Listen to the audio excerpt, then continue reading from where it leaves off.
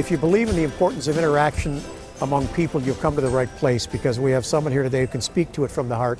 Michael Massari with Caesars, welcome. Good to be here, thanks for having me. We were just talking throughout the day about connectivity and about the way people in MPI interact and about the industry, frankly. Yeah. And it wouldn't normally be my place to start in this, but I was thinking as I listened, this is a business of people who believe in the importance of face-to-face relationships, isn't it? Yeah, it sure is. So to be in this business and to be in it for a long time and to do well, you have to believe that face-to-face interactions are more valuable than some other type of interaction. You know, for me and my organization, one of the things we've always said is, if it's not important, send an email. If it's important but not critical, pick up the phone.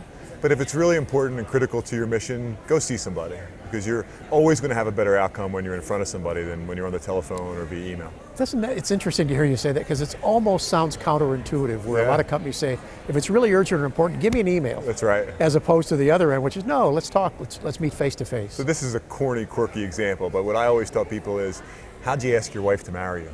Did you send her an email, or did you go see her? Right? You did it in person. Right. If things are really important to your organization, they're really important to your business or to your personal life, you do them in person.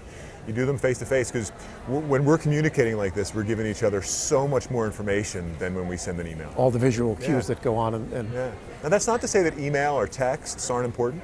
I often find when trying to get in touch with people or in touch with customers to set an appointment that texts or emails are fantastic. But when the subject matter gets more important, when it gets more difficult, when it gets more abstract, it's got to be face to face. And are you finding that true with the planners you work with, the corporate planners? Well, so it's interesting. So like the people on the supplier side, like almost everybody, the busier we get, the more interactions we have to have, and the more email and text becomes efficient, right? And so I find it. There are sometimes people understand the value of face-to-face, and sometimes they don't. And sometimes they learn over time, and sometimes they learn the hard way. I mean, think about the new generation coming up with all the texts and the emails, right? So they're going through a time in their life when almost everything's done via text. I think when they get to a different part of their life, when decisions are more critical, when you have to have yeses, when it's $1 million deals, not $10,000 deals, I think you'll see more face-to-face interactions of that generation. It's interesting you say get more yeses. Does yes and no mean different things when it's emailed versus in person? I don't want to get overly theoretical here, but I heard you say that and I thought, wow, it's so easy to say no by email. So that's exactly the point. So what I was trying to say was that when you're sitting in front of somebody, it's much more difficult to say no to them. Right? And you know, we live in a world where we're all trying to get things accomplished, and we need people to agree with us and help us and support us, and you need to be able to convince them to agree and help and support you.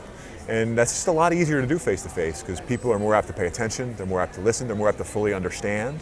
And I think that's what causes it to be harder to say no in person, because they understand better. And it's become increasingly clear that while all these wonderful tools are great enablers of things, technology is not going to replace the need to gather people together tribally in a place and Absolutely talk. not. There's no question. In fact, I think that the meetings business is, the face-to-face interaction business gets healthier as all of this technology comes on board.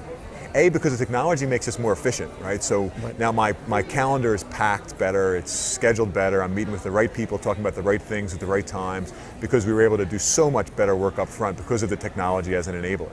And then the second thing is that having this other way to communicate, having text and email, tells you the things that are good about it, and it also tells you the things that aren't good about it. And so I think there's a whole generation of people now that really understand not only intuitively that face-to-face is important, but now specifically why it is. Because they have email and text as another way to communicate that's not as perfect as face-to-face in a lot of ways. So from your vantage point, how does the industry look for the next couple of years? Healthy, growing? We answer it theoretically, and then I'll try to be more specific about my business. So theoretically, I think the meetings business is on for a multi-year run, if not a multi-generation run. I think what happened over the last 3 or 4 years is that during the downturn in 2008, people's foundations were really shaken about what they believed in, why they did the things they do. I mean, and lots of companies cut meetings programs to the bone. I mean, they stopped having them altogether. There's examples of Fortune 50, Fortune 25 companies that just stopped having meetings, period. Those companies didn't perform as well as they would have had they had meetings. And they realized that meetings are a growth engine for their company, that it's a good spend of marketing dollars, it's a good use of people's time when done well. And so I think lots of companies went through this from one extreme to the other. a whole generation of company executives are now in a place where they say, I have meetings for a purpose, I understand why I have them, I know who I'm going to invite, what I'm going to try to accomplish. That's a way better place than we were in 2006 when we were just having meetings, inviting everybody, spending lots of money.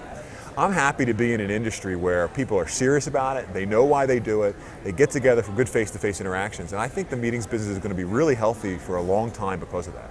And are you seeing, because you operate at senior levels, are you seeing companies see management understanding now the role of meetings and the value of meetings differently and seeing them as more a strategic tool, not a reward or not a...